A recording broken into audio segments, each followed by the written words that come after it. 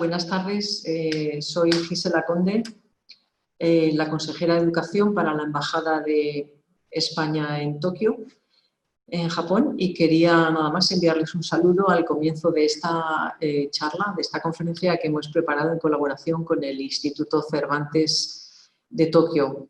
No les voy a comentar nada más, sino que esto es el comienzo de quizá 2 sesiones de paseos literarios por 2 ciudades españolas. La siguiente será Madrid y ya les anunciará el director del Instituto Cervantes, señor Víctor Ugarte, cuando pueda ocurrir esto o cuando ocurrirá. No quiero entretenerles más, simplemente enviarles un saludo y ya les dejo con el señor director del Instituto Cervantes de Tokio, Víctor Ugarte. Muchas gracias y espero que disfruten. Un saludo. Muchas gracias, Gisela. Gracias por esta aportación tan interesante que hoy empieza un ciclo. Tenemos esta charla, esta conferencia de literatura de la ciudad de los prodigios, la sede del boom hispanoamericano, a cargo de Javier Fernández, del asesor técnico de la Consejería de Educación de la Embajada de España en Japón, en Tokio, que es también, la consejería está ubicada en Pekín y lo es también de Corea. Javier Fernández es doctor en Filología Hispánica por la Universidad de Barcelona y cuenta con más de 10 años de experiencia en la docencia en distintos niveles, secundaria, universidad y proyectos de innovación social. Devoto de la literatura, en 2017 publicó La alegría de las influencias, un ensayo sobre las relaciones entre la obra de Roberto Bolaño y la literatura estadounidense. En 2018 publicó la adaptación de Estrella Distante en formato de novela gráfica con la editorial Penguin Random House. Antes de darle la palabra a Javier, pues quiero agradecer a todos los espectadores a través de Zoom. Somos bastante más de 100. Habíamos limitado inicialmente a 100 personas, pero lo tuvimos que aumentar. Esperemos que la siguiente todavía tenga más audiencia, ya que hemos aumentado nuestra capacidad hasta 500 personas en una misma conferencia. Espero que lo disfruten. Desde luego es un tema muy interesante. A mí especialmente, además, como barcelonés, pues me interesa todavía más y como amante también de la literatura. De nuevo, agradecer a la Consejería de Educación por aportar este ciclo y esta charla, que seguro que habrá muchas más interesantes también, como la de hoy, y dar la palabra a Javier Fernández. Muchísimas gracias.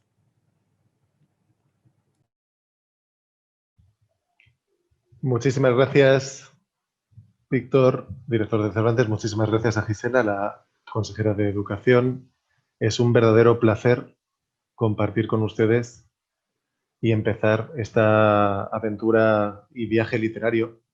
Y quería invitarles a sentir ya el olor a salitre que deja el mar Mediterráneo, a empezar a sentir ya el viento de las montañas que tenemos, no solo el pequeño monte de Montjuïc, sino todo el monte que irá más hacia adelante, hacia el Tibidabo, e invitarles a dar un paseo por esta Barcelona que pueden ver desde lo que ofrece. Yo creo que esta vista desde aquí es el Guinardó, de ahí que podamos tener este acceso a la Sagrada Familia y podamos comprobar todas esas casas que se extienden tan blancas y tan reconocibles del panorama mediterráneo hacia el mar.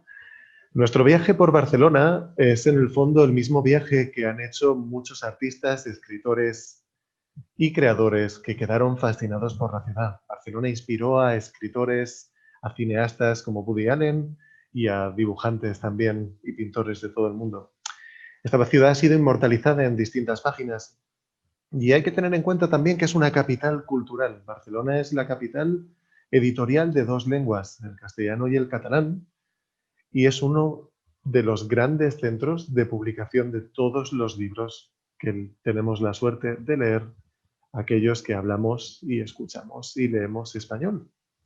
Hay que pensar que el patrimonio literario es de los más ricos y precisamente Barcelona desde 2015 forma parte de las ciudades conocidas como ciudades creativas de UNESCO y está considerada la ciudad de la literatura. De ahí que nuestra idea sea dar un pequeño viaje y empezar a conocerla. Fíjense, Roberto Bolaño, el escritor latinoamericano, resumía Barcelona al inicio de uno de sus cuentos llamado Buba, como la ciudad de la sensatez o la ciudad del sentido común. Y decía, así llamaban a Barcelona a sus habitantes. A mí me gustaba, era una ciudad bonita, y yo creo que me acostumbré a ella desde el segundo día. Decir el primer día sería una exageración. Y es verdad, con este matiz comenzamos un viaje cultural por esta ciudad en la que va a reinar la ironía, van a reinar paisajes más que interesantes, y me gustaría llevarles por distintos sitios, al mismo tiempo que vamos construyendo, descubriendo y visualizando los distintos textos de autores que pasaron por ahí. Esta es nuestra hoja de ruta. Vamos a ver una pequeña introducción sobre la ciudad. Vamos a pasear por la Plaza Universitat. Comenzaremos con un libro, ahí con un fragmento. Iremos hasta Plaza Cataluña. Avanzaremos al Paseo de Gracia. A última hora hemos decidido subir el Paseo de Gracia y llegar hasta la Plaza del Diamante. Bajaremos a las archiconocidas Ramblas. Haremos una pequeña escapada en la Plaza de San Felipe Neri y recabaremos en Santa María del Mar para luego llegar a la Plaza Real. Es un verdadero gusto comenzar con una pequeña introducción a la ciudad y comentarles que Barcelona, como algunos de ustedes ya muy bien saben, comienza siendo una colonia romana. De ahí nos quedan todavía muestras, una serie de murallas que abarcan el corazón de la ciudad. Barcelona se funda durante la época del emperador Augusto, el primer siglo antes de Cristo. Es un siglo muy convulso, que verá la muerte de Julio César, es un siglo que verá el suicidio de Cleopatra y su amante Marco Antonio y distintas guerras. Entre tanto, en Hispania, mientras buscaban aliados, los romanos convencerán, persuadirán a los pueblos y fundarán la colonia de Mons Taber, en un pequeño cerro que es lo que ahora conocemos como la Plaza Sant Jaume. Desde ahí se crea la primera Barcelona romana y la Barcelona que más tarde será medieval. Y se lleva a cabo la expansión de esa que llaman la ciudad de los prodigios. Es un lugar fascinante al que acuden muchísimos turistas, pero también peregrinos. De hecho, en las visitas se habla que toda esa zona es parte de la Barcelona mística, que hay un halo de magia o espiritualidad que recorre a muchos de los peregrinos. Es muy interesante ver que así se funda Barcelona, esa es la Bárcino que comentábamos, y los otros periodos que vamos a comentar brevemente, que trabajaremos a partir de los distintos textos que van a ir ustedes viendo, nos llevan a otras 3 etapas según los críticos. La siguiente, después de la Bárcino romana, nos llevaría a una Barcelona medieval, que la veremos en la obra de Ildefonso Falconés, La Catedral del Mar. Es durante la Edad Media que Barcelona se convierte en la ciudad condal y gana relevancia política, pasa a ser una de las principales sedes del comercio, propicia una intensa actividad y que vendrá luego acompañada de magníficos edificios de arquitectura gótica. La siguiente etapa que tendremos es la ciudad moderna e industrial. Esta ocurre a partir del siglo XVII y es a principios del siglo XVIII cuando Barcelona se convierte en una ciudad dinámica, en una de las ciudades interconectadas al mundo. Sufrió grandes asedios con las largas guerras que tendría Europa en aquel momento, pero a pesar de las profundas cicatrices, gracias al espíritu de superación de sus habitantes, a finales del XVIII resurge como motor cultural y económico e inicia una actividad industrial que la cambiará para siempre. Esa actividad industrial da para una serie de conflictos, da para una serie de transformaciones que hacen que la literatura de aquel periodo sea muy fructífera. Y esa actividad cultural nos llevará hacia el siglo XIX, en la que tendremos obras que comentaremos más adelante, como La ciudad de los prodigios o La verdad sobre el caso Savolta, donde Barcelona se convierte en el escenario de luchas, de acciones que en el fondo están configurando el espíritu del próximo siglo XX. Y es esta la ciudad moderna e industrial, que es la penúltima época que decíamos, donde Barcelona llega hasta la ciudad contemporánea. Es decir, finales del siglo XIX y el siglo XX nos traen a una ciudad que crece industrial y demográficamente, es donde acuden la mayoría de migrantes, porque es la ciudad mejor conectada con Francia, es la ciudad que trae la modernidad y que es sede de exposiciones universales, como la de 1888.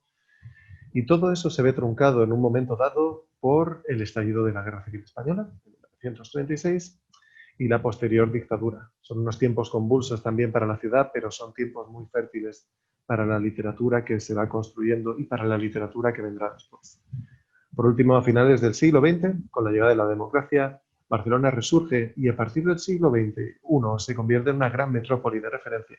Está considerada una de las grandes smart cities o ciudades tecnológicamente industriales. Es posiblemente la primera de España en alcanzar esta categoría, que más tarde alcanzaría también Madrid.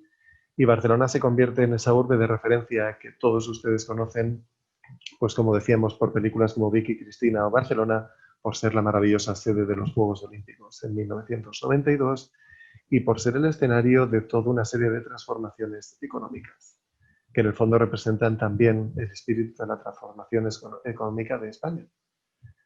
Y sin más dilación, comenzamos nuestro viaje. Nos vamos a la Plaza Universidad. Abróchense los cinturones, que comenzamos.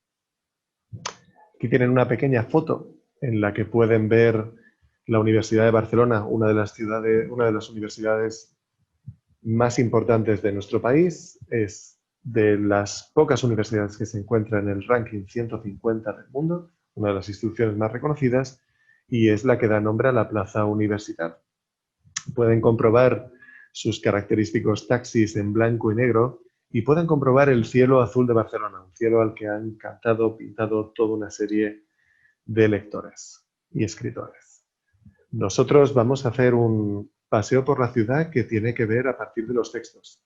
Y me permito comentarles que ha sido difícil seleccionar y que toda selección tiene una serie de motivos adversos que uno podría plantear, pues, o una serie de pegas o contradicciones, por qué este autor y no otros y qué criterios he escogido. Esta selección, el objetivo que tenía era llevarles un poquito por los autores más relevantes de la ciudad e invitarles también a seguir leyendo sobre la ciudad y a seguir leyendo a toda una serie de escritores. No nos hemos cerrado al idioma, hemos cogido escritores que escriben en español, escritores que escriben en inglés y escritores que escriben en catalán, y les invitamos, por supuesto, a seguir ahondando en la ciudad y a mantener el contacto con las distintas actividades que haremos. Comenzamos en esta Plaza Universidad, por la que ustedes pueden pasear y notar ese sol mediterráneo del que hablábamos. Y nos vamos de la mano de la novela Nada, de Carmen Laforet. Fíjense, dice, el coche dio la vuelta a la plaza de la universidad y recuerdo que el bello edificio me conmovió con un grave saludo de bienvenida. El edificio de la Facultad de Barcelona, donde se encuentra la Facultad de Letras y de Matemáticas, es muy antiguo. De hecho, se remonta a la Barcelona medieval.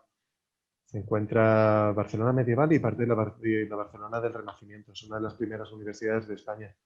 Y su claustro transmite todo el esplendor de esta época y también la magnanimidad de una construcción de esas características. Por eso hay esa idea, dice ella, grave saludo de bienvenida, hay una cierta solemnidad.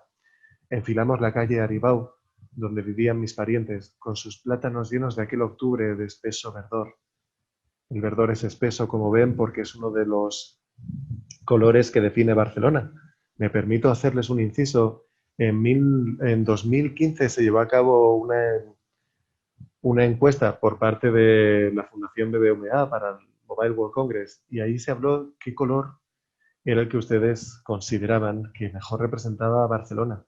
El verde quedó tercero en la votación, el segundo quedó azul y el primero se habló como un color plata para intentar reflejar posiblemente el brillo y la maravilla que inspira la ciudad barcelonesa.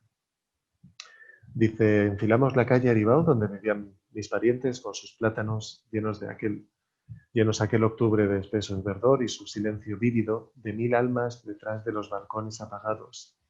Ese silencio vívido, estamos en la posguerra, cuando es nada, estamos en 1944 y esas 1000 almas son las que están recluidas o están en las casas que vemos aquí en el fondo de la foto y que para la autora serán uno de los elementos fundacionales de esta literatura que intenta conectar con un nuevo realismo. Dice, las ruedas del coche levantaban una estela de ruido que repercutía, que taladraba, que golpeaba en mi cerebro. De improviso sentí crujir y balancearse todo el armatoste. Luego quedó inmóvil. Aquí es, dijo el cochero. Y ya hemos llegado a Plaza Cataluña. Una escritora que recomendarles, una escritora que no deben dejar escapar, y una obra maravillosa con un título tan sorprendente y tan directo como nada. Carmen Laforet nace en Barcelona el 6 de septiembre de 1921. Es la hija primogénita de un arquitecto barcelonés y de una profesora de Toledo, y se trasladaron a vivir a Gran Canaria. Estas experiencias dieron lugar a una de sus principales obras, que será reseñada más tarde, se llama La isla y los demonios, pero donde realmente funda su leyenda literaria es en Barcelona, porque precisamente se va en 1939 allí a estudiar filosofía y letras en esta facultad. Nada es una novela que les recomendamos vivamente, porque se considera la primera novela de la posguerra española y es una novela en la que muestra una Barcelona destruida por la posguerra, pero con una serie de ámbitos artísticos, como los pintores que aparecen, como los estudiantes, que presagian, que predisponen y que nos invitan a pensar en la recuperación cultural que la ciudad tendrá dentro de poco y que constará, que tendrá como el germen de todo el arte que resurgirá con muchísima fuerza a finales del siglo XX. Nada es una novela que dicen los críticos que es una novela muy gritona. Gritona tiene un particular afecto, a pesar de lo peyorativo que puede parecer el término, porque Carmen Laforet nos traslada a esa sensación de impresión, a esa sensación de choque y de magnificencia que inspira una ciudad tan grande para alguien que viene de otros ámbitos. Y es una novela perfecta para iniciarnos con ustedes en este viaje que estamos llevando a cabo por Barcelona. Para terminar el esbozo biográfico de Carmen Laforet, recomendarles otras novelas cortas o sus libros de cuentos. Les recomendaríamos La llamada o La niña y otros relatos. Y les explicamos que el estilo de Carmen Laforet es muy directo. Es una de las pioneras de una literatura femenina muy combativa que inspirará a muchas escritoras después, y en todas ellas su lucha principal viene del idealismo juvenil, de una sensación de valores y de moralidad profunda frente a la mediocridad del entorno. En nada se llevará a cabo esa explicación a través de la sensibilidad de la protagonista, con la mediocridad, con el ambiente casi opresivo que se encuentra en la familia que la acoge. Sí, me preguntan para un momentito, o comentaremos después, pueden guardar las pantallas y les dejaremos a su disposición el PowerPoint. Y este vídeo, si mal no recuerdo, estará disponible en YouTube.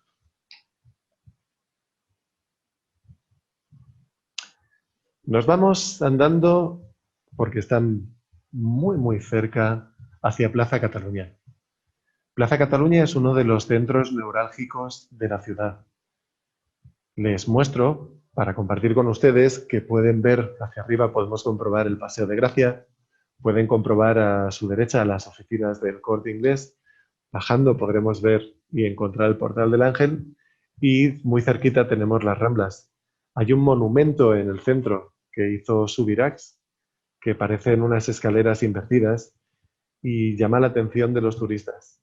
Es un placer, como pueden comprobar, encontrar la mayoría de barceloneses que deciden pasear por ahí. Hay un montón de turistas, muchísimos estudiantes que salen de Plaza Cataluña. Nos encontramos también a los jóvenes que salen de la tienda de Apple y de todas las grandes superficies comerciales que veremos más tarde. Y en un momento dado, como por un chasquido, nos vamos en el tiempo hacia atrás, hacia otra Plaza Cataluña, y nos vamos con uno de los grandes cronistas del siglo XX, que es George Orwell.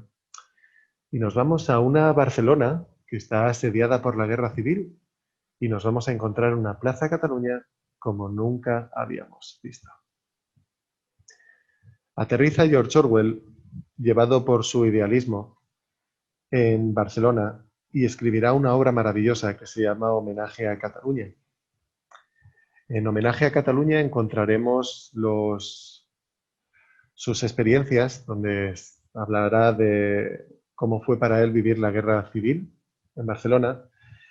Y precisamente aquí en esta Plaza Cataluña tenía la sede del Partido Comunista y cerca también estaba la Confederación Anarquista. Estaba justo en lo que es el hotel de Telefónica. Ahí pasó mucho tiempo George Orwell escribiendo sus crónicas y escribiendo en Homenaje a Cataluña cómo fue vivir el conflicto desde entonces. Dice, he tratado de dar una idea aproximada de lo que se sentía estando en medio de las luchas de Barcelona, pero no creo haber logrado transmitir el carácter extraño de aquel periodo. Cuando miro hacia atrás, una de las cosas que permanecen nítidas en mi memoria son los contactos casuales, los contactos aleatorios que uno hacía por aquel entonces, las visiones repentinas de los combatientes, para quienes todo aquello, de los no combatientes, perdón, vamos a hablar de los barceloneses, de los ciudadanos, para quienes todo aquello tan solo era un alboroto carente de sentido. Nos dice George Orwell, recuerdo a una mujer elegantemente vestida que paseaba por las Ramblas con una canasta de la compra bajo el brazo y un lanudo perrito blanco, mientras los disparos se sucedían a 1 o 2 calles de distancia. Quizá fuera sorda. Y el hombre que agitando un pañuelo blanco en cada mano atravesó corriendo, y aquí tienen una foto para que lo puedan imaginar, la plaza de Cataluña totalmente vacía. Algo que, dado el turismo y dado la afluencia de la ciudad, nosotros no llegaremos a hacer. Les invitamos entonces a leer a George Orwell. George Orwell nace a principios de siglo, nace en Mokhtari, en la India. Su seudónimo es Eric Arthur Blair, sus padres estaban destinados allí, y nace en 1903. Fue el escritor más conocido posiblemente por sus libros como Rebelión en la Granja o la distopía de ciencia ficción 1984. Lo que le trae a Barcelona a George Orwell es su marcado idealismo. Él ya de joven, cuando trabajó de policía y tiene una novela estupenda que se llama Días en Burma, Burmese Days, se posicionó en contra del Imperio Británico. Llevado por su fe en el socialismo democrático, acaba en Barcelona, como muchos otros extranjeros en las brigadas internacionales. Y luego, más tarde, tras haber visto, tiene un libro maravilloso, se llama Vagabundo en París y Londres, tras haber visto cómo sufrían los trabajadores, tendrá la fuerte creencia, un firme arraigo en el socialismo democrático, y más tarde, tras su participación en la Guerra Civil, creerá firmemente en la lucha contra cualquier tipo de totalitarismos, especialmente contra el totalitarismo nazi y el totalitarismo estalinista. De hecho, su apellido orwelliano ha servido finalmente para definir un estilo. Les recomiendo personalmente Homenaje a Cataluña, que ha sido recientemente adaptado al cómic, precisamente por una editorial barcelonesa, y que nos permite recorrer la ciudad de una manera como no hay otra y como la literatura nos lleva, como la literatura permite, en el fondo, que es detener el tiempo. Yo les invitaría a leerla, sobre todo para ver un ambiente y para ver unas luchas y unos debates políticos que están en la semilla de todos los conflictos que vendrán más tarde en el siglo XX y que todavía resuenan en muchas de las noticias que podemos leer estos días en la prensa a la hora de hacer frente a cualquier tipo de política. Los conflictos que vivió Orwell son la versión extrema de una lucha ideológica que tenía a Barcelona como su punto neurálgico. Ahora lo veremos más tarde con Eduardo Mendoza, cuando hablemos de la ciudad de los prodigios y hablemos de la verdad sobre el caso Savolta. Barcelona a principios del siglo XX se convertía en la Rosa de Fuego y era una ciudad en la que toda una serie de ideologías y de actores políticos llevaban a cabo acciones que tendrían consecuencias históricas. En el fondo recuerda un poco al Berlín de la República de Weimar. Barcelona también tenía sus cabarets en el paralel. Barcelona tenía sus movimientos fuertes políticos que ocurrían en Plaza Sant Jaume, en la plaza la plaza de Cataluña y en las plazas arriba que iremos ahora para Gracia, donde había toda una serie de movimientos fuertes anarquistas y movimientos obreros. Barcelona era la rosa de fuego porque es una ciudad fuertemente industrializada y tendríamos ahí en directo toda una serie de luchas y de fascinantes debates. Volvemos a dar entonces un salto en el tiempo. Nos vamos de Plaza Cataluña para arriba y nos vamos al Paseo de Gracia. Y de ahí, de esas luchas o conflictos, nos vamos a lo que fue la industrialización o explicar el comercio. Barcelona es una de las grandes ciudades del comercio y Eduardo Mendoza, con su fina ironía, nos cuenta en La ciudad de los prodigios cómo la ciudad se va transformando. Decía entonces Mendoza con un tono que oscila entre el historiador y el novelista. Barcelona se quedó sin centro neurálgico, con la posible salvedad del Paseo de Gracia, burgués y pretencioso, pero eficaz aún hoy en día para fines estrictamente comerciales. Esta frase de Mendoza es un dardo, decimos un dardo, una puntita de crítica a la comercialización del Paseo de Gracia. Y es que el Paseo de Gracia es donde ahora, mis queridos viajeros, pueden ustedes pasear por todas las grandes tiendas. Es el equivalente al Champs-Élysées parisino y si miran muy bien podrán encontrar a todas las grandes marcas que a ustedes les interesan. Y Mendoza nos lleva a esa época que comentábamos antes y dice, era el lugar donde se podían llevar, donde pudieran producirse fiestas y algaradas. Algaradas serían jaleos, serían una serie de movimientos o una serie de ruidos, mítines políticos, es decir, una serie de pronunciamientos, coronaciones y linchamientos.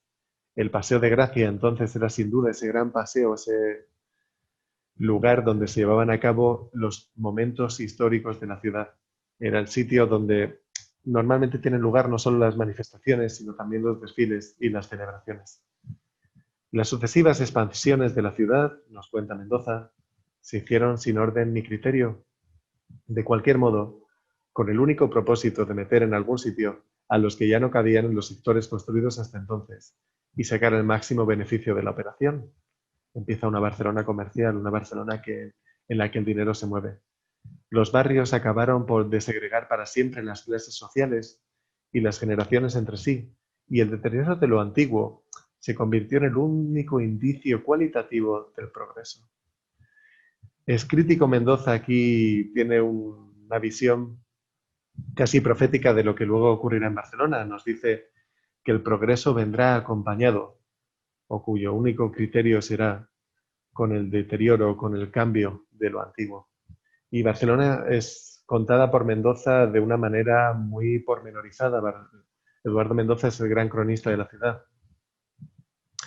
Nos dice más tarde en La ciudad de los prodigios: mientras tanto, Barcelona se disponía a franquear la línea que separaba el siglo pasado del presente, con más problemas que esperanzas por bagaje. Me parece que lo que hemos logrado con tanto esfuerzo va a ser flor de un día. Flor de un día es que va a durar muy poco. Decían los hombres de pro, los grandes hombres, la élite, los comerciantes, los políticos, en la quietud sombría de los círculos, de los clubs y de salones. Barcelona es una ciudad con mucha vida. Persistía la recesión, nos dice. Las tiendas de lujo de la calle Fernando cerraban sus puertas, una detrás de otras. En su lugar las abrían en las Ramblas y en el Paseo de Gracia los grandes almacenes. Una novedad que los barceloneses acogían con reserva evidente.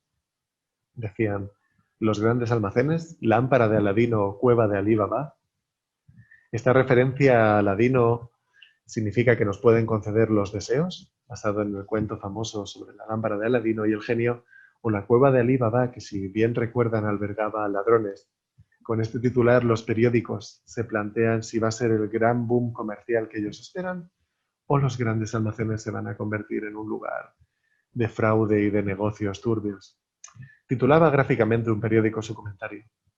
La política del gobierno no contribuía a mejorar las cosas. Sordos a las razones y los ruegos de los catalanes destacados en Madrid con el fin de formularlos y de algunos castellanos clarividentes pagados por serlo, derogó, nos habla de Primo de Rivera en aquel momento, en la primera dictadura, todas o casi todas las medidas proteccionistas que amparaban la industria nacional y desaparecidos los aranceles que nos grababan los productos extranjeros mejores, más baratos y más sencillos de uso que los nacionales, acabaron de hundir un mercado ya escuálido de por sí. Barcelona se ve siempre inmersa en crisis que la llevan a reinventarse una y otra vez. Eduardo Mendoza es un gran cronista de esta ciudad. Aquí lo tienen. Él nace en 1943. Es, entre otras muchas cosas, traductor en la ONU. Estuvo viviendo en Nueva York y allí escribe una novela que convulsiona la crítica española por aquel entonces y que está considerada como una de las mejores novelas junto a la novela de Ramón Sender, que su primera novela es sobre su experiencia en Marruecos. Están consideradas las dos las mejores primeras novelas de la historia de la literatura española.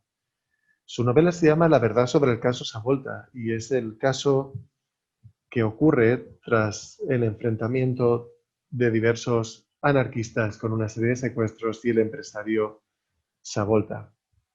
Es una novela fascinante porque incluye por fin tramas detectivescas e incluye también una visión histórica, pero al mismo tiempo novelística, de los tiempos convulsos que tenía Barcelona en aquel momento. Esta novela, escrita en 1975, cambia su título en 2015 y se llamó Soldados de Cataluña. Y es una novela que les invitamos a leer porque a través de los ojos del abogado de Javier Miranda descubriremos cómo se va forjando una Barcelona industrializada entre los periodos que van de la Primera y la Segunda Guerra Mundial. También les recomendamos una adaptación cinematográfica. Y si se animan a seguir leyendo a Mendoza, les animamos entonces a que lean La ciudad de los prodigios, que es la gran crónica de Barcelona.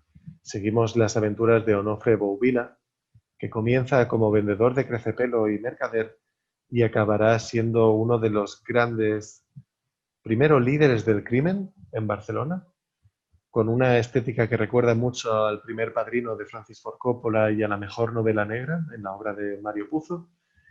Y más tarde se convertirá en uno de los prebostes o grandes hombres de la ciudad, cuando es capaz de transformar su imperio y convertirse en un gran industrial, como los de aquellas épocas.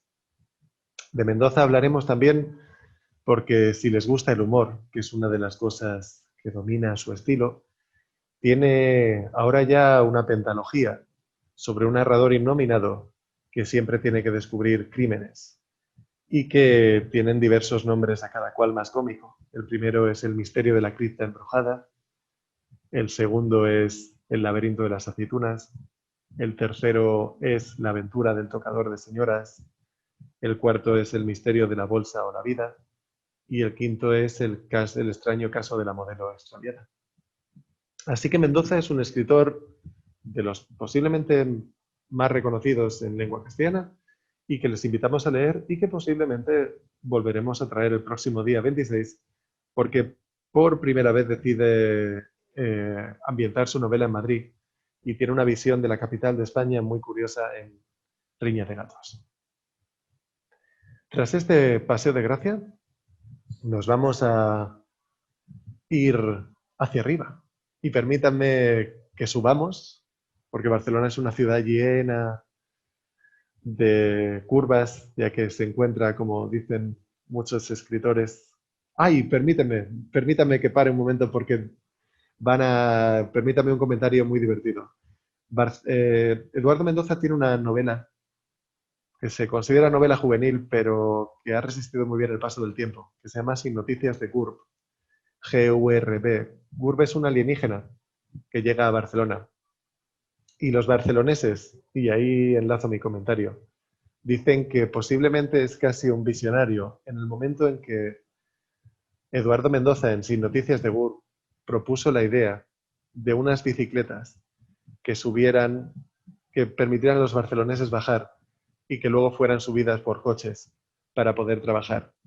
Y ahí está, en una ciudad con tantas cuestas y tantos montes, ahí está el inicio, o dicen que el origen, del servicio de bicicletas compartidas de la ciudad, que se llamó Bicin, y que cuentan que Eduardo Mendoza prefiguró en esta novela. Nos vamos a la Plaza del Diamante. Hemos visto el Paseo de Gracia. Les comento muy brevemente que tenemos cerca el Eixample, que fue diseñado por Ildefons Cerdà. Si quieren una visión distorsionada y rocambolesca, una visión un poco loca de cómo se forja el Eixample, tienen en la novela de Eduardo Mendoza las aventuras del alcalde de Barcelona intentando seleccionar el proyecto. El Eixample creó una Barcelona en manzanas, muy cuadriculada, dicen, pero donde cada barrio tenía una serie de acceso a distintos recursos. Ahora nosotros nos vamos arriba, subimos, espero que no se cansen en este paseo virtual, y les llevo al barrio de Gracia. Un barrio con un espíritu cultural encomiable, un barrio con un espíritu verbenero, un barrio donde en verano podrán disfrutar las fiestas de la ciudad, donde estas plazas están siempre llenas de estudiantes, están siempre llenas de jubilados, están llenas de niños que juegan en los parques. Una de las cosas que fascina de esa ciudad que decía Bolaño, de la sensatez que es Barcelona, es que es una ciudad donde se juntan gente de muchísimas edades y donde todo el mundo parece estar a gusto consigo mismo. Barcelona es una ciudad muy abierta, acostumbrada al comercio, acostumbrada a los extranjeros, acostumbrada a los estudiantes. Y ahora nos vamos a la Plaza del Diamante. Imagínense en estas fiestas de Gracia. Nos vamos a una España que, a pesar de tener sus momentos complicados, no pierde ese espíritu y ese ánimo mediterráneo. Esa Barcelona que también desea bailar, esa Barcelona que desea pasarlo bien. Y nos vamos a una fiesta, este es el contexto. Estamos en una fiesta y la narradora está disfrutando de ese baile en la plaza del pueblo, que son casi unas costumbres, ese baile en la plaza de la ciudad. Y dice lo siguiente, pregunta ella.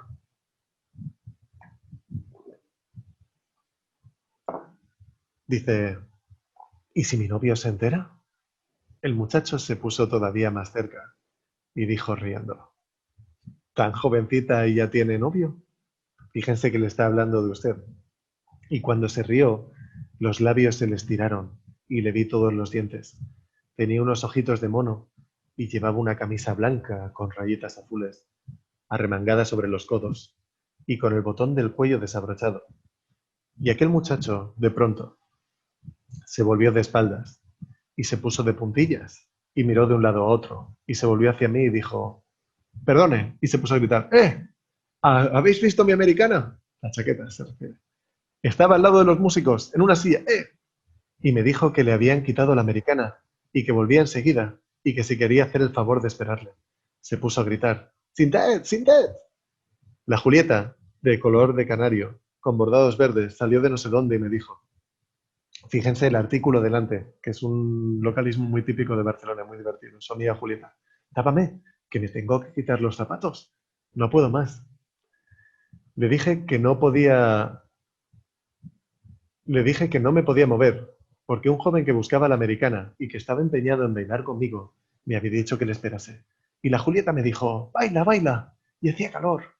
Los chiquillos tiraban cohetes y petardos por las esquinas. En el suelo había pipas de sandía, y por los rincones cáscaras de sandía, y botellas vacías de cerveza. Y por los terrados también encendían cohetes. Y por los balcones.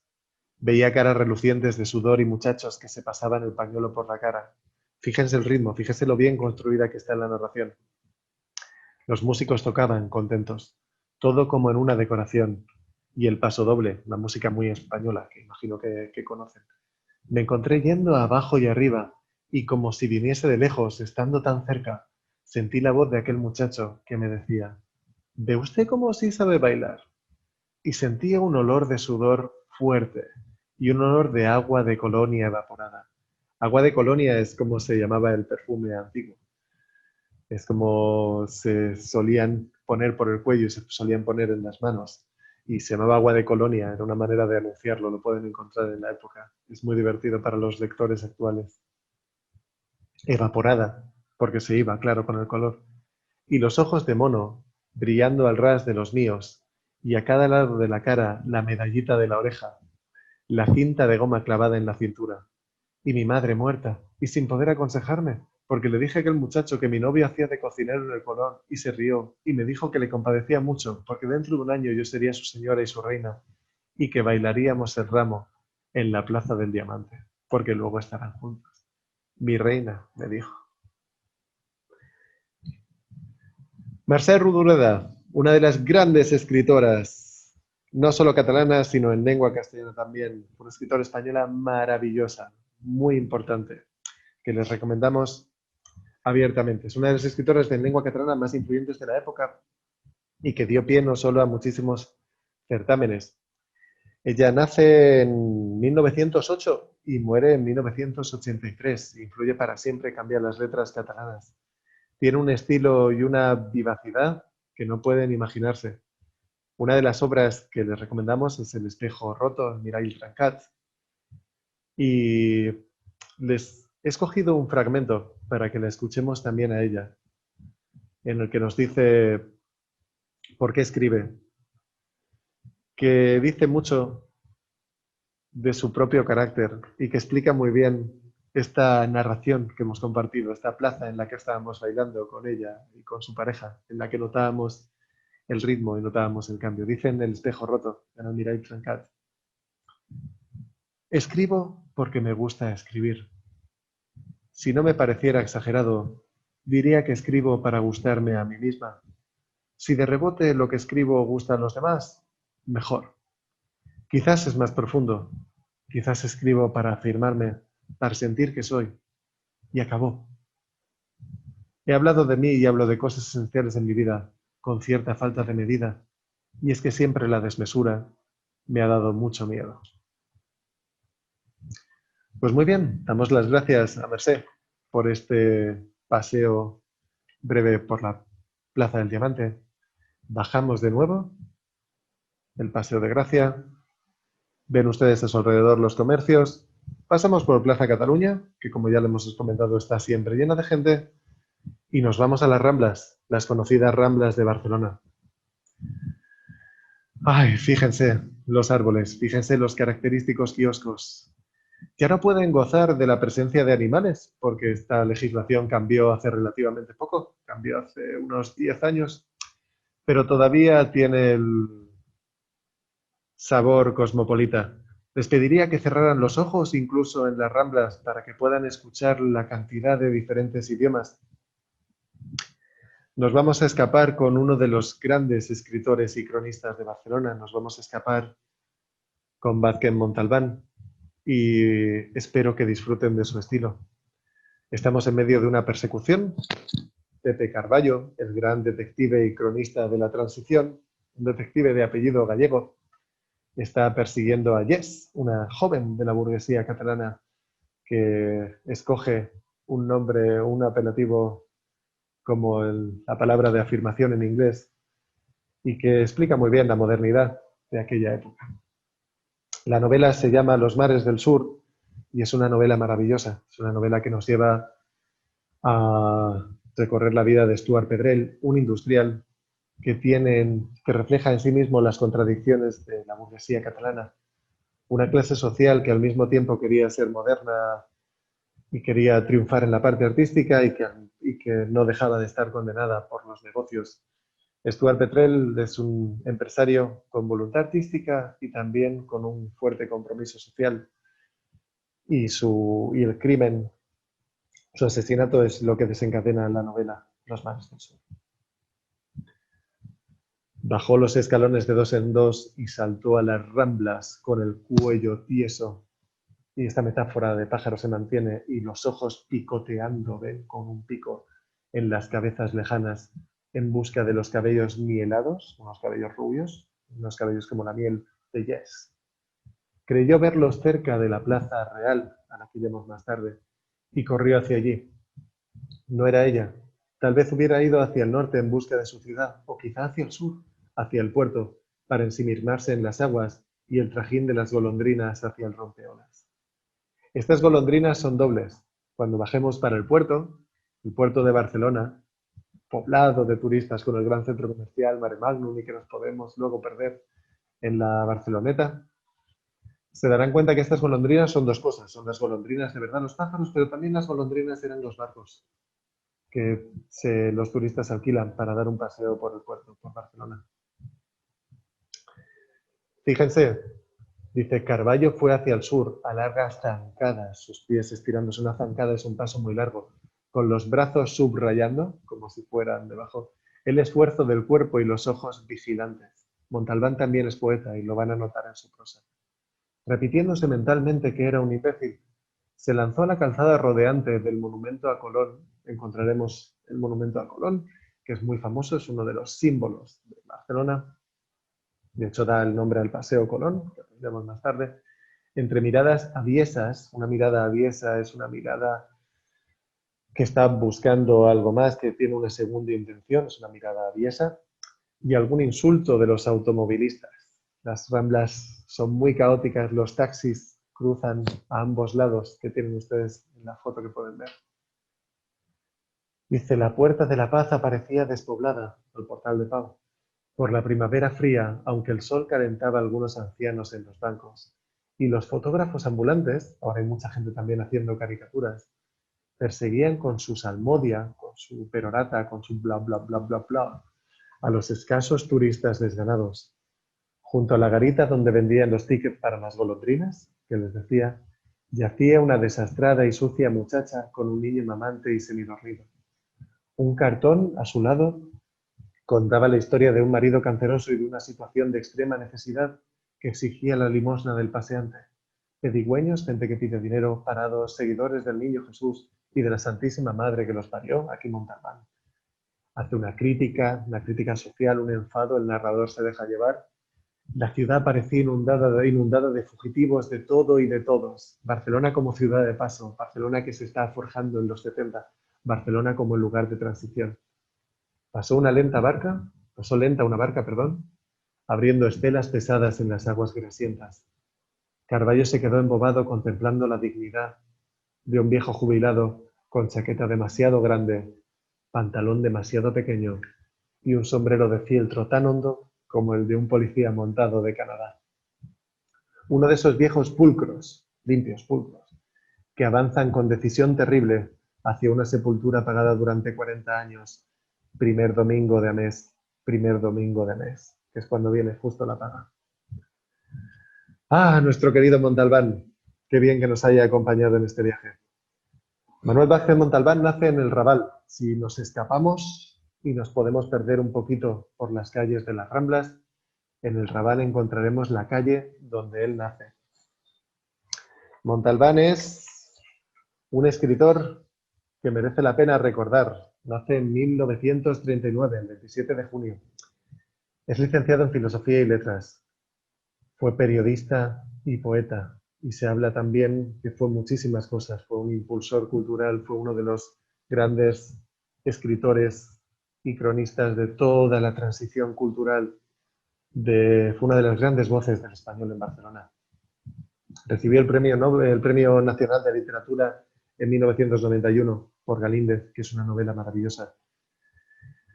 Y recibió, por ejemplo, el Premio de Literatura Policíaca con la novela, con el fragmento que les he leído, que es Los mares del sur. Montalbán merece la pena, sobre todo para aquellos interesados en la ciudad de Barcelona y en la crónica de la ciudad que fue. La tendrán casi hasta el año 2000, porque las aventuras de Carballo se prolongaron durante casi 30 años. Y les recomiendo también Si quieren ustedes sus libros históricos, sus biografías, que no tienen nada que perder, y sus libros de artículos. Por supuesto, Montalbán era un gran periodista y tiene unos perfiles en las revistas contestatarias de la época o en las crónicas, tanto en El País como en revistas como El Por Favor o en Triunfo, donde no se pueden perder sus crónicas políticas. Su estilo es muy ácido, como han visto.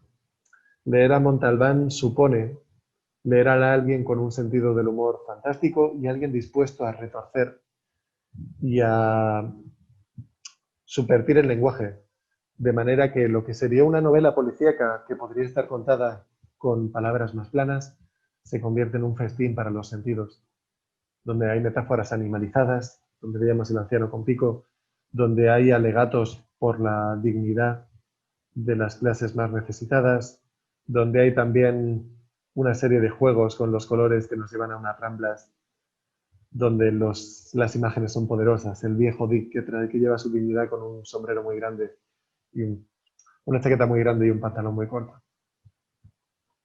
Tras este paseo por las Ramblas, nos vamos por Vía Layetana hasta la Catedral del Mar y vamos a ver el barrio del Born. Estamos en el centro histórico de Barcelona. Ya han visto ustedes que nos movemos por una ciudad histórica y una ciudad con muchísimo que ver. Es una lástima que no pueda llevarles al Puerto Olímpico, es una pena que no pueda pasear por el estadio. Me quedo hasta con ganas de llevarle a la Ciudadela, al parque, y que se escapen también a ver las fuentes y a cazar dragones conmigo. Me quedaría con ganas también de llevarlos al Monte de Montjuïc, pero es que merece la pena que nos sumerjamos en la Barcelona medieval. Vamos a darle, mediante uno de los autores más populares de los bestsellers o literatura popular, nos vamos a Santa María del Mar y vamos a hacer un recorrido histórico por la ciudad. Comenzamos por los pescadores. Dice, el barrio de la Ribera del Mar de Barcelona, donde se estaba construyendo la iglesia en honor de la Virgen María, había crecido como un suburbio de la Barcelona carolingia. Estamos en Carlomagno, 1300, la época antes de la Barcelona medieval, cercada y fortificada por las antiguas murallas romanas, con las que hemos iniciado nuestra charla. En sus inicios fue un simple barrio de pescadores, descargadores de barcos y todo tipo de gente humilde.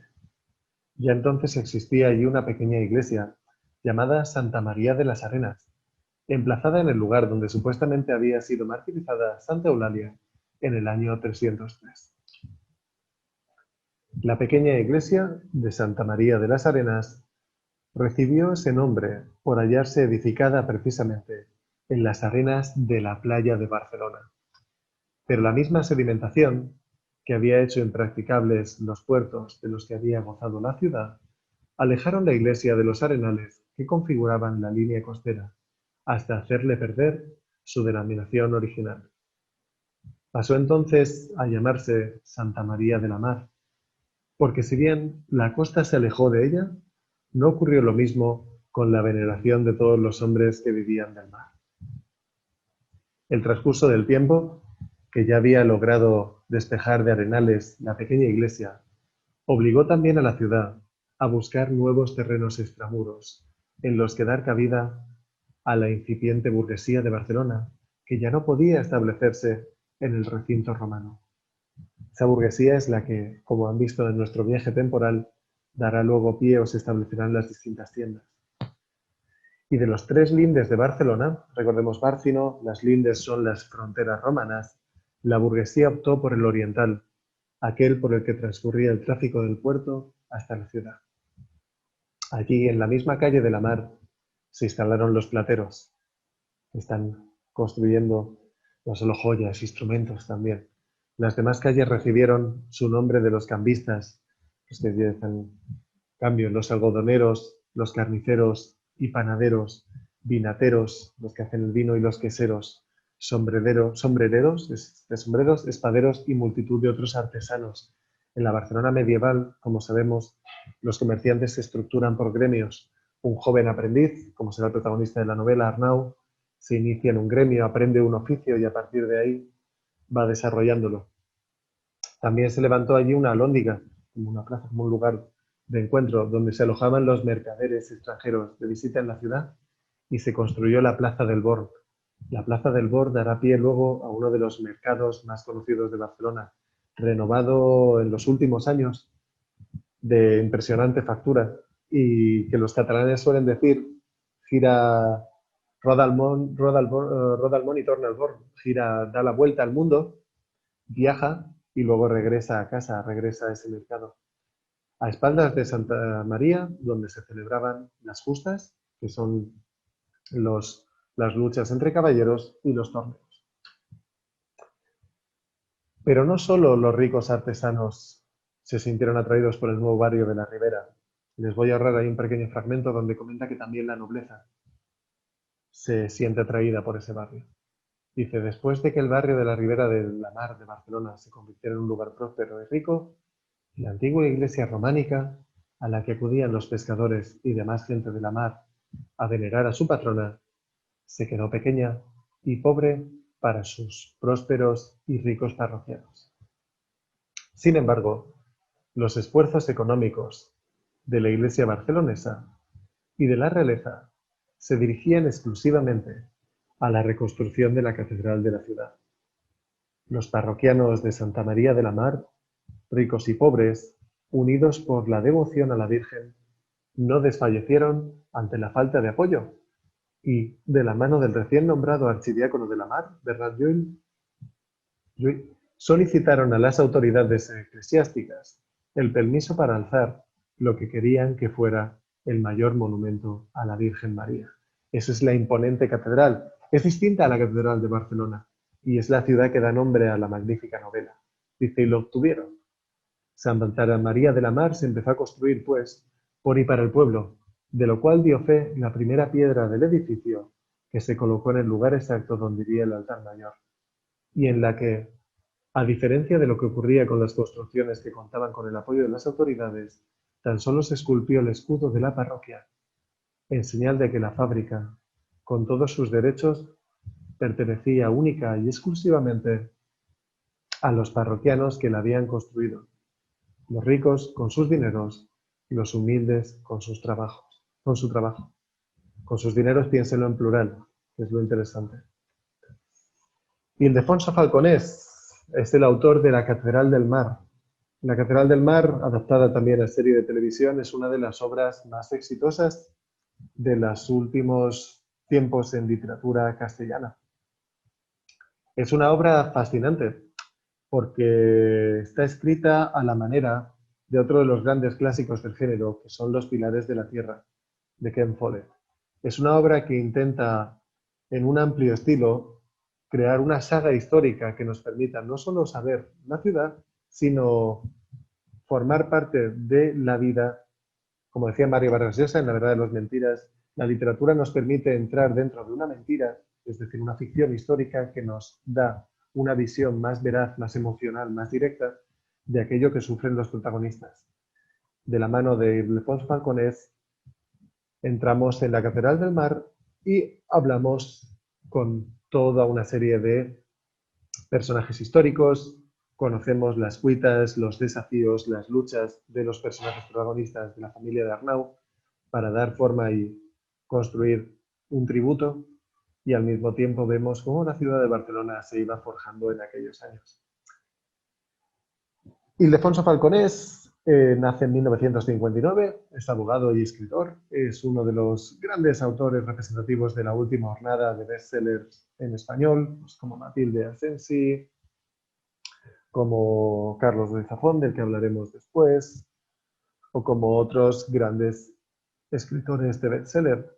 No debemos, en este caso, menospreciar la literatura comercial porque precisamente es la que forja industria y este tipo de obras nos permiten descubrir o llevar la cultura española a otros lugares que de otra manera no sea posible. Fue el libro más leído en español en 2007 y es una obra que ha llamado la atención de muchísimos lectores.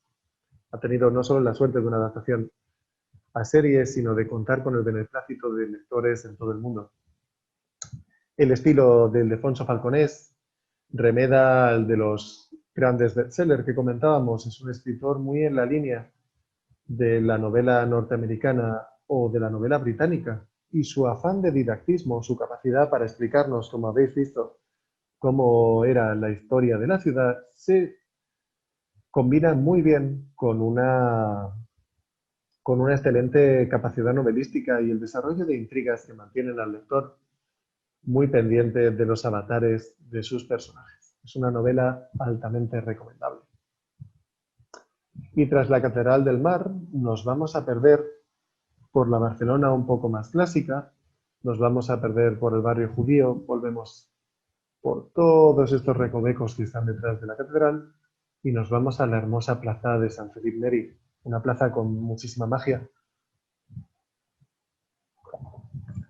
Para aquellos cinéfilos, recordábamos al principio de esta conferencia Pic y Cristina de Barcelona, es uno de los lugares principales, ahí se desarrolla la trama, y aparece también en dos fragmentos de la maravillosa La sombra del viento, las aventuras de Daniel Sempere, intentando descubrir el enigma que el libro del mismo nombre, La sombra del viento, trae en una Barcelona bastante oscura, pero al mismo tiempo poblada de elementos góticos, una Barcelona que recuerda casi a las novelas de misterio inglesas de principios de siglo, incluso algún toque también de novela gótica de finales del siglo XIX.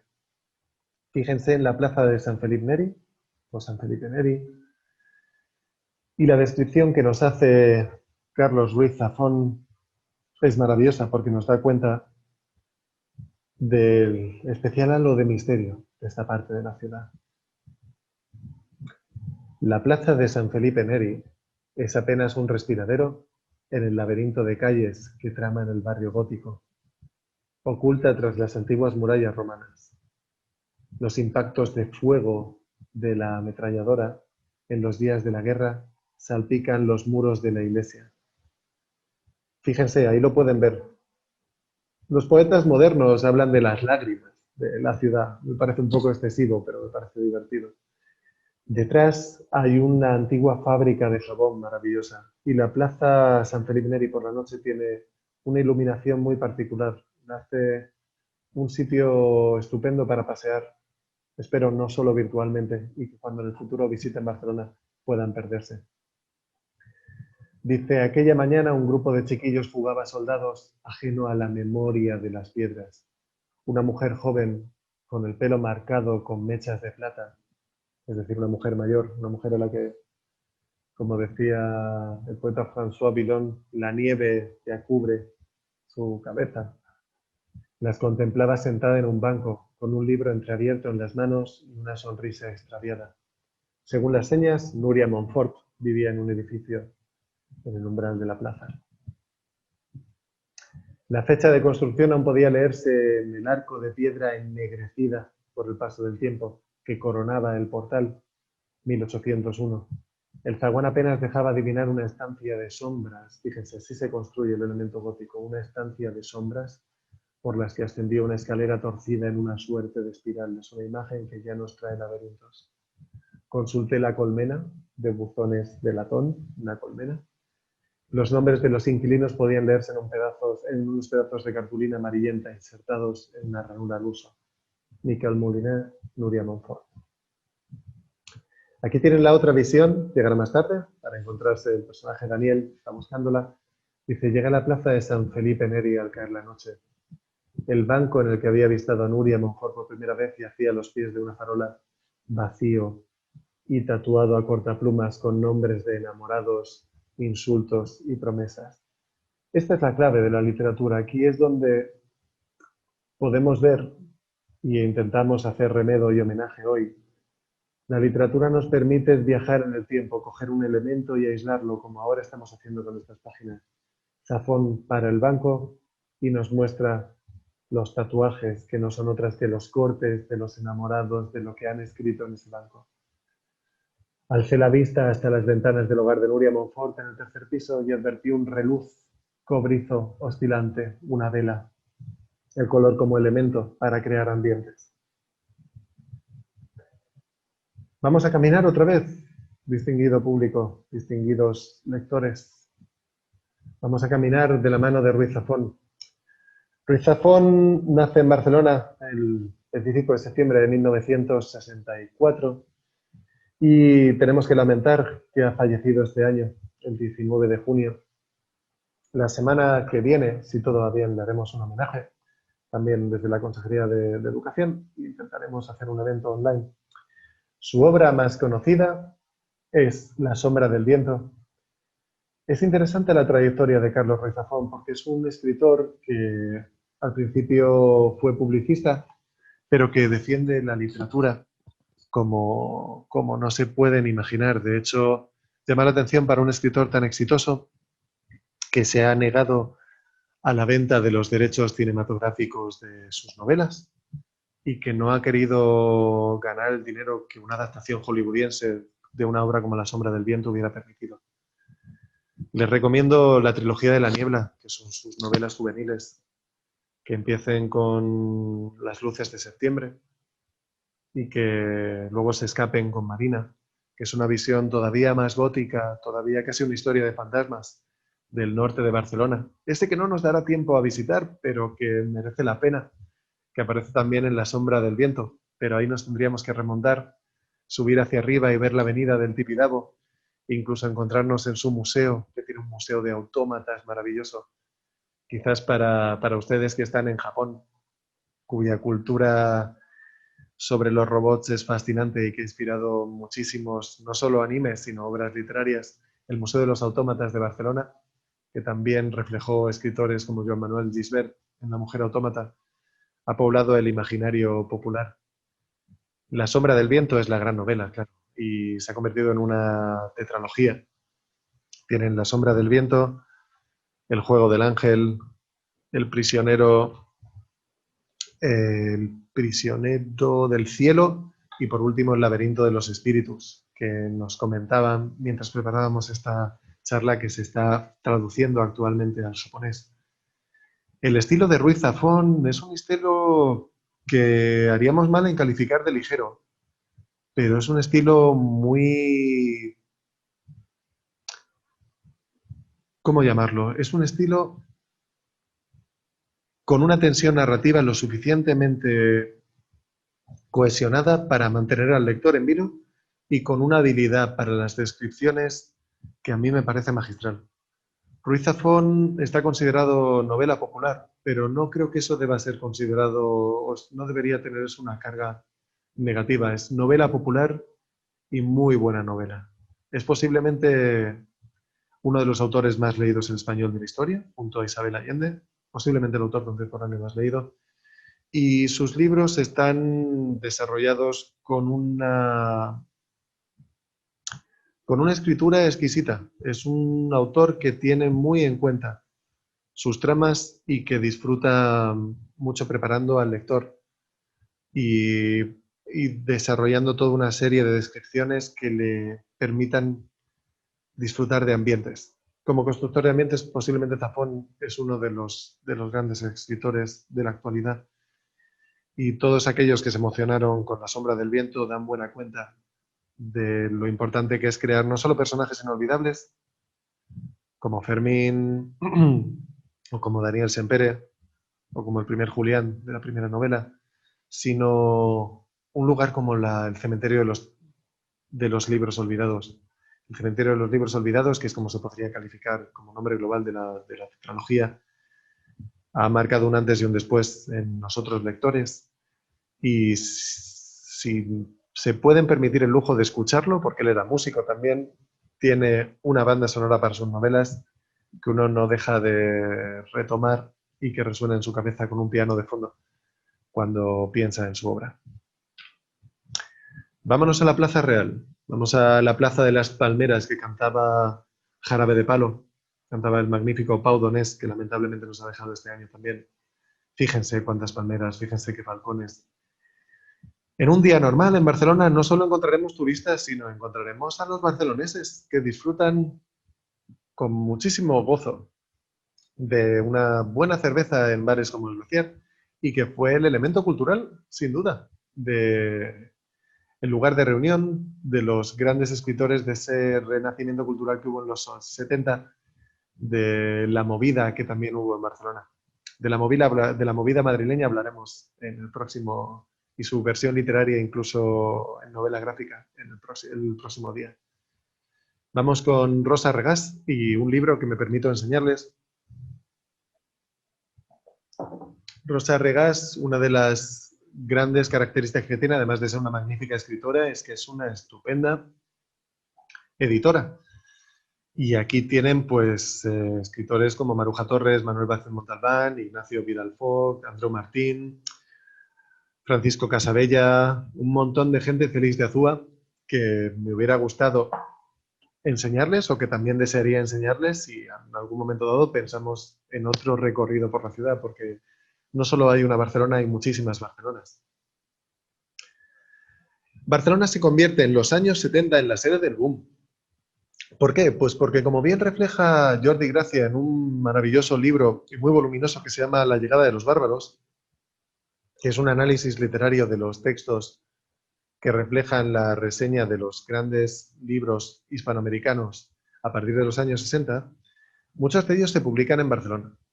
Arguyen los críticos que se publican en Barcelona porque la industria editorial española estaba en aquellos momentos mejor posicionada y supo crear una serie de premios, capitaneados también por la editora Carmen Balcells, una serie de premios que invitaron a los lectores a descubrir y a conocer la magnífica e impresionante producción literaria de autores como Mario Vargas Llosa, que vivió en Barcelona, Gabriel García Márquez, que vivió en Barcelona, Julio Cortázar, que también pasó por ahí, y Juan Carlos Onetti.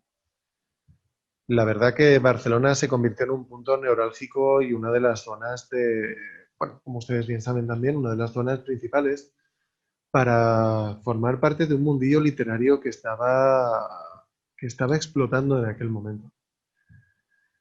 Dice Rosa Regás, la noche en que Gabriel García Márquez llegó, fuimos acá a cenar al Glaciar, que es este restaurante del que tienen ustedes la foto ahí en el fondo. En la Plaza Real me llamó su editora, Carmen Balcells. Carmen Balcells fue la madre de todos estos escritores, la madre en un sentido metafórico, dice Gabriel García Márquez.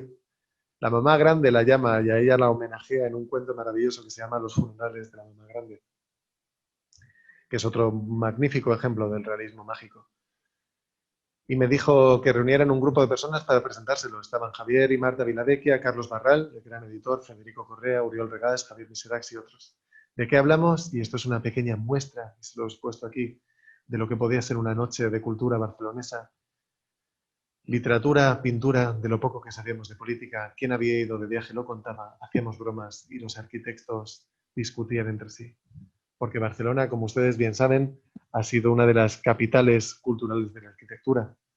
No nos da tiempo en nuestro paseo literario, posiblemente si quieren podremos hacer otro, a irnos con Gaudí a la Sagrada Familia o perdernos también en las maravillosas formas y extrañas complejidades que crea el Parque Güell. De esos Rosa Regás, simplemente es hacerles un esbozo biográfico, decirles que nace en Barcelona en 1933, es una magnífica escritora, es traductora también, es editora, fue traductora para las Naciones Unidas y sobre todo funda uno de los sellos imprescindibles que es la Gaia Ciencia.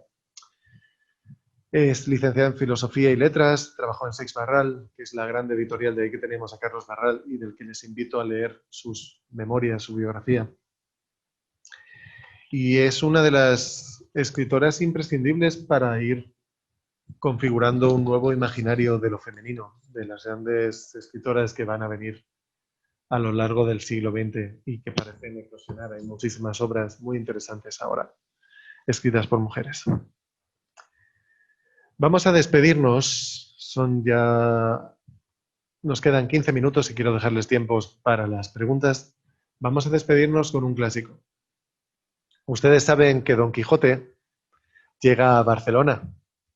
Don Quijote estaba previsto que fuera a Zaragoza, pero Miguel de Cervantes en la segunda parte lo hace ir a Barcelona, porque como saben ustedes, en su primera obra el éxito fue tal, en 1605 se escribe la primera parte del ingenioso Hidalgo de la Mancha, Don Quijote, que enseguida sale una segunda parte de Don Quijote, pero la escribe Avellaneda, y Cervantes no queda satisfecho. Entonces, en un alarde de metaliteratura o literatura dentro de literatura, Cervantes no va a ir a Zaragoza y decide ir a Barcelona, donde se enfrentará al Caballero Luna y vivirá una serie de aventuras. La llegada de Barcelona a Don Quijote, la llegada a Barcelona de Don Quijote, miren, la llegada de Barcelona a Don Quijote es muy metafórico también. Da inicio, y retomamos el círculo, a la novela que comentábamos de Eduardo Mendoza, La verdad sobre el caso Volta. Dice, no tienes de qué tener miedo, le dice Don Quijote a Sancho, porque estos pies y piernas que tientas, que tocas y no ves, como si fueran de unos árboles, sin duda son de algunos forajidos y bandoleros que en estos árboles están ahorcados, que por aquí los suele ahorcar la justicia cuando los ve, de 20 en 20 y de 30 en 30, por donde me doy a entender que debo de estar cerca de Barcelona. Y con ese inicio tan tumultuoso llegaremos a las aventuras barcelonesas de Don Quijote. Se encuentra con el mar por primera vez, después de haber sido derrotado por el Caballero Luna, como decíamos. Si siguiéramos los pasos del Quijote, en realidad tendríamos que empezar por la Catedral de Barcelona, que acoge la escultura del Cristo de Lepanto, que según la leyenda estuvo presente en el enfrentamiento de la Santa Liga contra el Imperio Otomano, allá por 1571, y es una batalla en la que Cervantes tomó parte. Luego les tendríamos que llevar al Callejón de Perón lo Lladre, que es un ladrón de los que llevan colgados, de estos bandoleros de la Barcelona del Renacimiento, y más bien del Renacimiento y luego del Barroco. Este bandolero famoso será Roque Guinart, del que cuenta sus aventuras Don Quijote. Y permítanme la impresión del caballero andante cuando se encuentra frente al mar. Se dice que en el Paseo de Colón, en el tercer piso, es donde vivió Cervantes. Y en el Portal de la Mar es donde se va a detener para ver, o nos podemos detener para ver por primera vez, un Don Quijote que recupera el juicio tras haber sido vencido. Y fíjense qué descripción hace del mar. Dio lugar la aurora al sol, que un rostro mayor que el de una rodela, por el más bajo horizonte poco a poco se iba levantando. Tendieron Don Quijote y Sancho la vista por todas partes. Vieron el mar, hasta entonces de ellos no visto. Parecióles espaciosísimo y largo, harto más que en las lagunas de Ruidera, que en la Mancha habían visto. Vieron las galeras que estaban en la playa, las cuales, las galeras son los barcos, abatiendo las tiendas, se descubrieron llenas de flámulas y gallardetes, que tremolaban al viento y besaban y barrían el agua.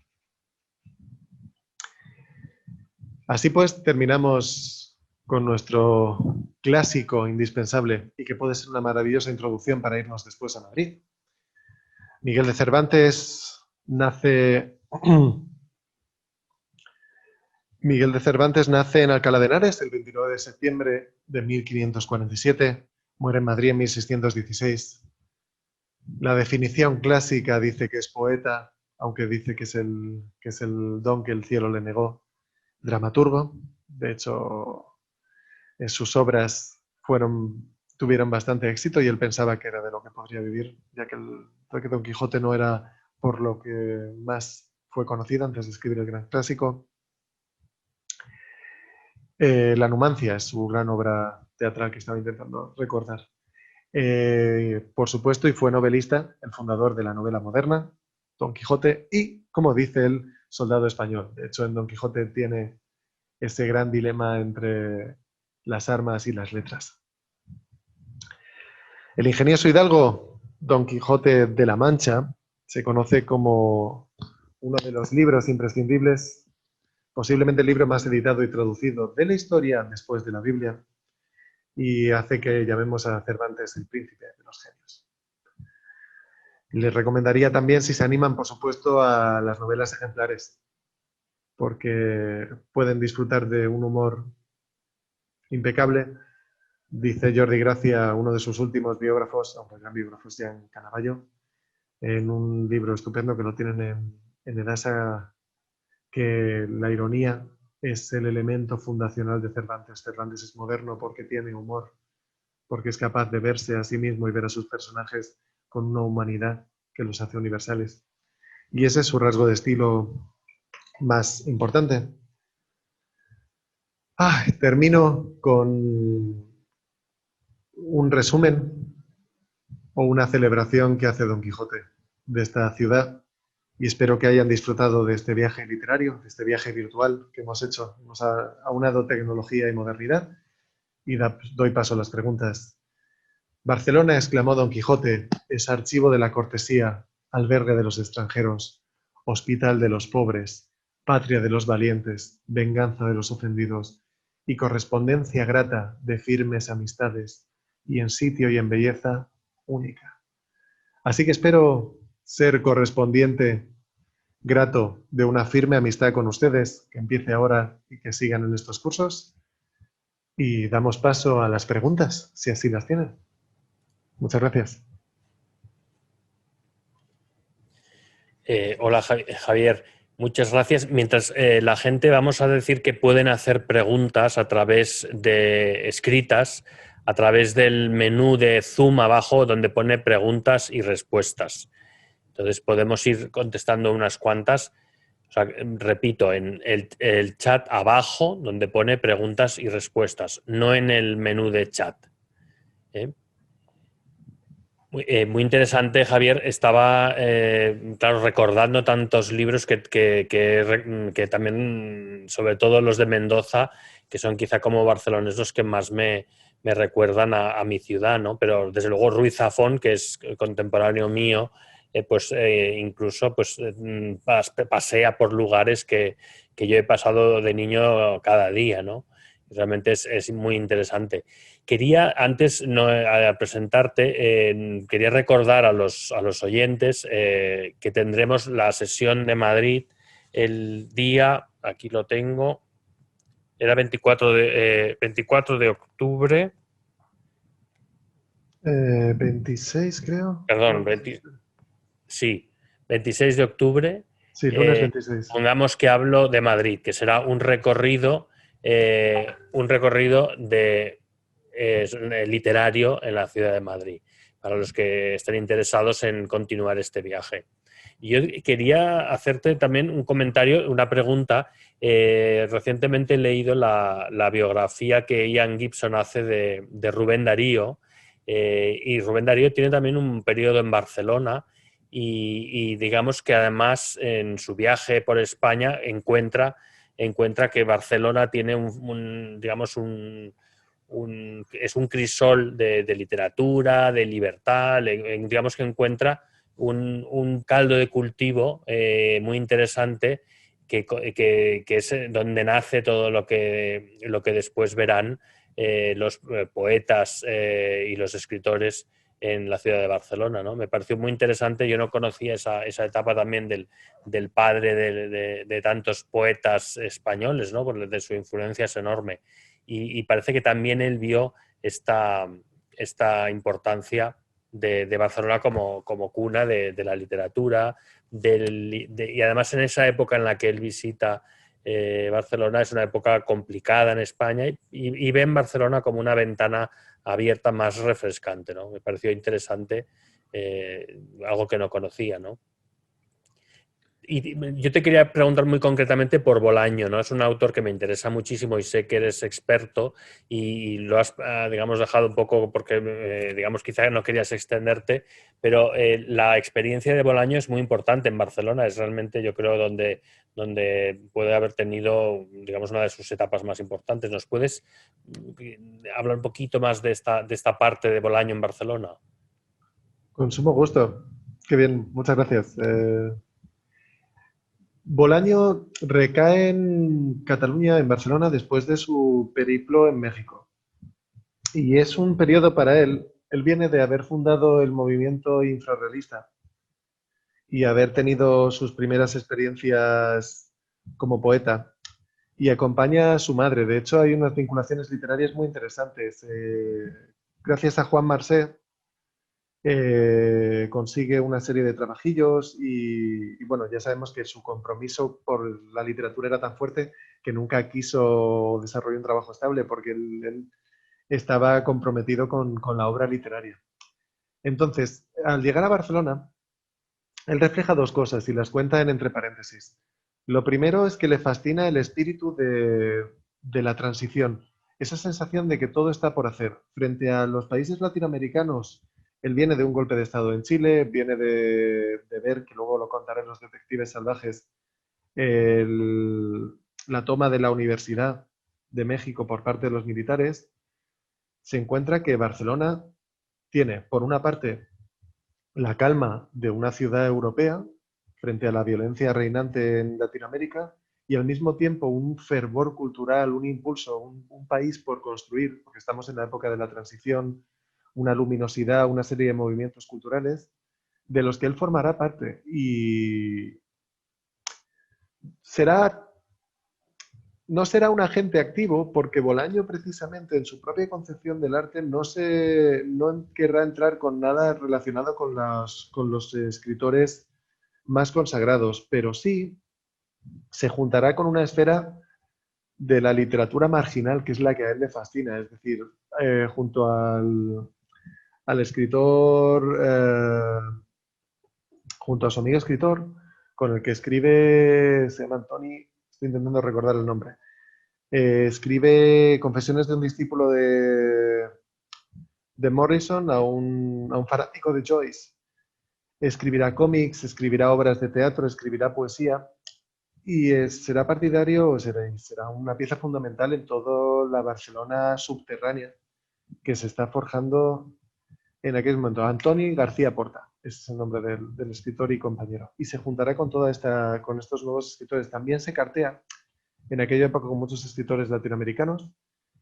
Y para él luego, Barcelona será el primer puerto de una vida que le llevará a Blanes. Y ya en Blanes, que es el pequeño pueblecito que está, bueno, no es pequeño ni es un pueblo estupendo, que le llevará a construir desde allí todo un mundo a partir del recuerdo, a partir de su experiencia y a partir de su impresionante conocimiento de la literatura, porque es un hombre que se consagra a la literatura. Barcelona para él fue una época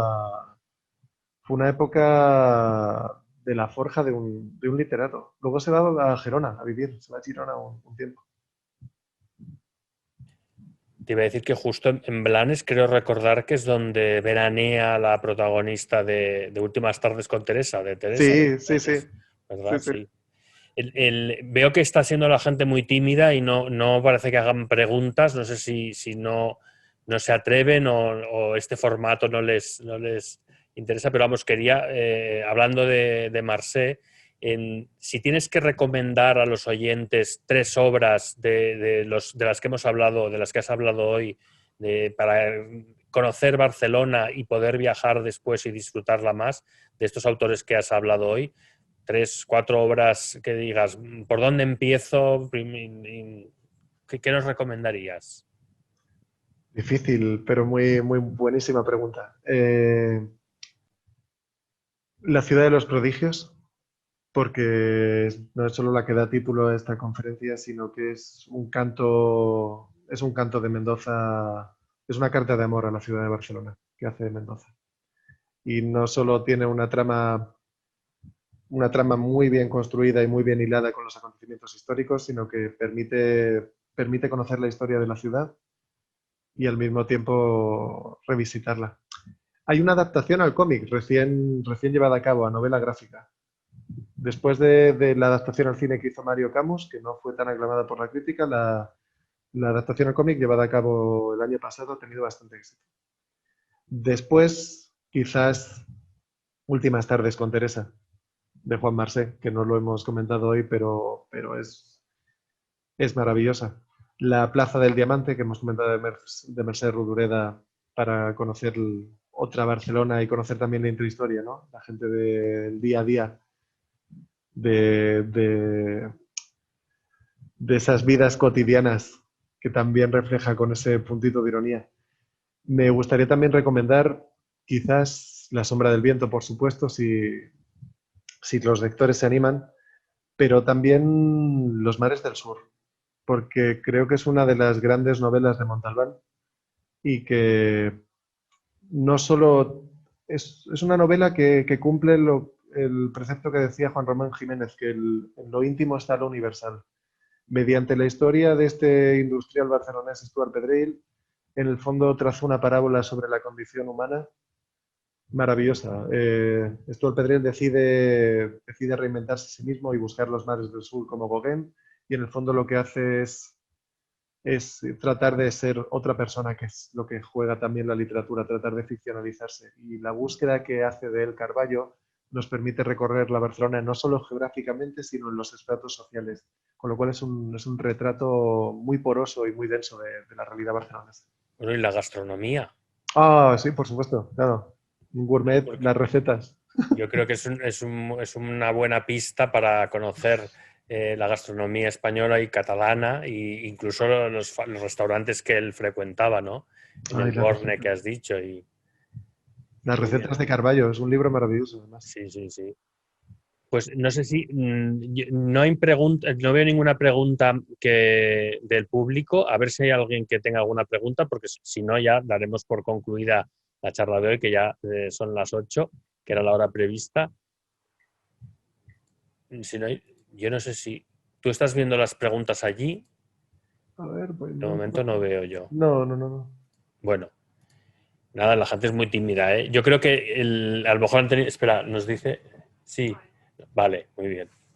Bueno, pues si te parece, vamos a dejarlo aquí con este buen sabor de boca, nunca mejor dicho, por el tema gastronómico de Vázquez Montalbán, y recomendar a la gente, sobre todo, que lea, que disfrute. Esperemos que hayan disfrutado como aquí nosotros en Tokio tu charla, y esperamos pronto conocer a Madrid también desde un punto de vista literario, que no tiene tampoco, no es moco de pavo. Perfecto, Tenemos nos también vamos a ver. cosas muy interesantes. Nos vemos en Muchísimas Madrid. gracias y hasta Madrid, hasta el día 26 de octubre, lunes. Perfecto, Muchas nos vemos en gracias. Madrid. Muchas gracias. Adiós. Adiós.